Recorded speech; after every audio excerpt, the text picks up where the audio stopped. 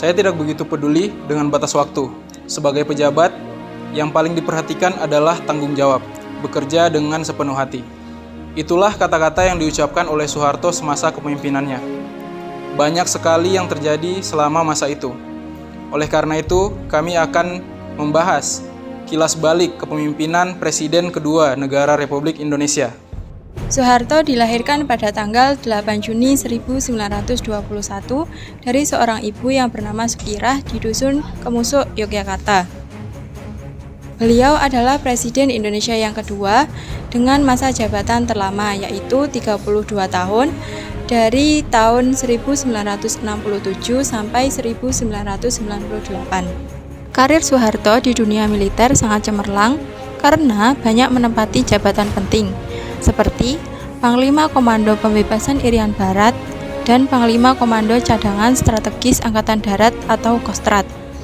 Semasa karirnya menjadi seorang militer, beliau mendapat julukan The Smiling General atau yang artinya Sang Jenderal yang Tersenyum. Gaya kepemimpinan Soeharto diawali dengan adanya Super Semar pada tahun 1966, yang mana terdapat peralihan pemerintah menjadi era Orde Baru yang dipimpin oleh Letnan Jenderal Soeharto. Berdasarkan teori psikologi kepemimpinan, sifat kepemimpinan pada Soeharto muncul dikarenakan dinamika dan interaksi sosial, atau bisa dibilang bukan karena warisan turun-temurun dari keluarganya. Soeharto memiliki gaya kepemimpinan gabungan dari proaktif ekstraktif dengan adaptif antisipatif, yaitu gaya kepemimpinan yang mampu menangkap peluang dan melihat tantangan sebagai suatu yang berdampak positif, serta memiliki visi yang jauh ke depan dan sadar akan perlunya langkah-langkah penyesuaian. Pada awalnya, sifat kepemimpinan yang baik dan menonjol dari Soeharto adalah kesederhanaan, keberanian, dan kemampuan dalam mengambil inisiatif maupun keputusan. Selain itu, beliau memiliki mental yang kuat dalam menghadapi bahaya serta konsisten dengan segala keputusan yang diterapkan. Tahun-tahun pemerintahan Soeharto diwarnai dengan praktik otoritarian di mana tentara mempunyai peran yang sangat dominan. Demokrasi telah ditindas selama lebih dari 30 tahun dengan mengatasnamakan kepentingan keamanan. Terlihat jelas bahwa pada saat itu Soeharto memiliki gaya kepemimpinan yang otoriter, dominan, dan sentralis. Sifat leadership otoriter merupakan leadership style yang tepat pada masa awal terpilihnya Soeharto. Hal ini dikarenakan tingkat pergolakan dan situasi yang tidak menentu, serta juga tingkat pendidikan di Indonesia yang masih sangat rendah. Akan tetapi, di tahun 1980-an, cara otoriter ini sudah dianggap kurang tepat karena kondisi Indonesia sudah banyak berubah. Soeharto juga memiliki sifat kepemimpinan eksploitatif, autoritatif, atau kurang demokratif. Hal ini dibuktikan dari setidaknya berita yang beredar di periode kepemimpinan beliau yang bersifat memberikan dorongan dan bimbingan serta mengundang kritik konstruktif. Berita-berita beliau lebih menekankan sebagai pemimpin yang mengutamakan pesan-pesan politik kepada pejabat pemerintahan. Soeharto juga menerapkan gaya kepemimpinan koersif yang selalu menginginkan agar perintah dan instruksinya dipatuhi orang lain secara segera. Ketika beliau meminta bawahan atau orang lain untuk menjalankan perintahnya, beliau lebih sering menggunakan kalimat netral. Dalam gaya kepemimpinan yang dimiliki Soeharto, terdapat kelebihan yang bisa kita ketahui.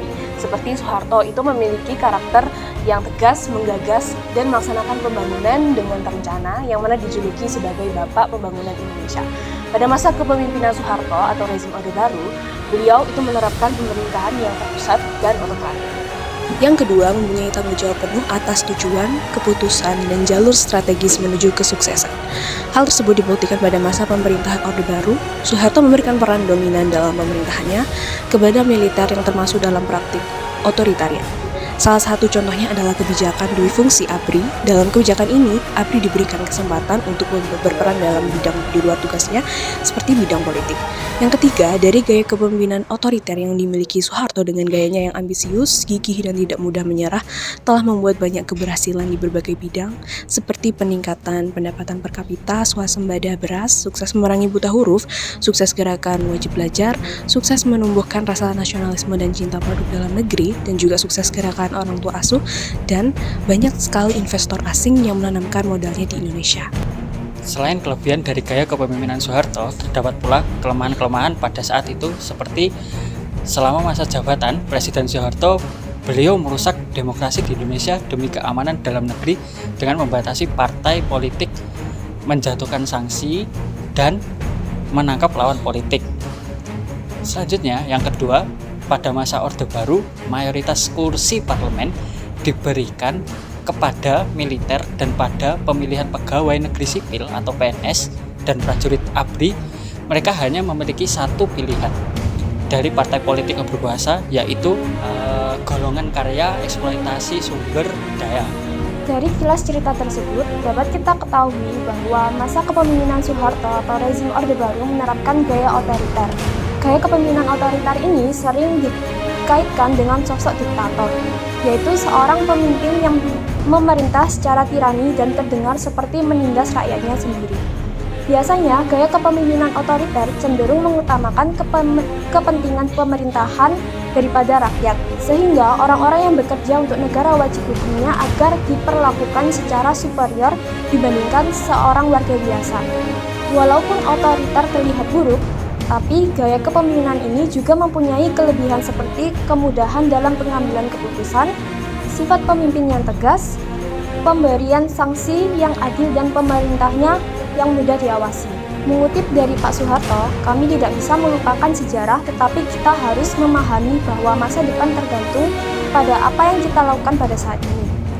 Sehingga, mari kita terus menggali nilai-nilai kepemimpinan untuk mewujudkan masa depan yang lebih baik bagi bangsa ini.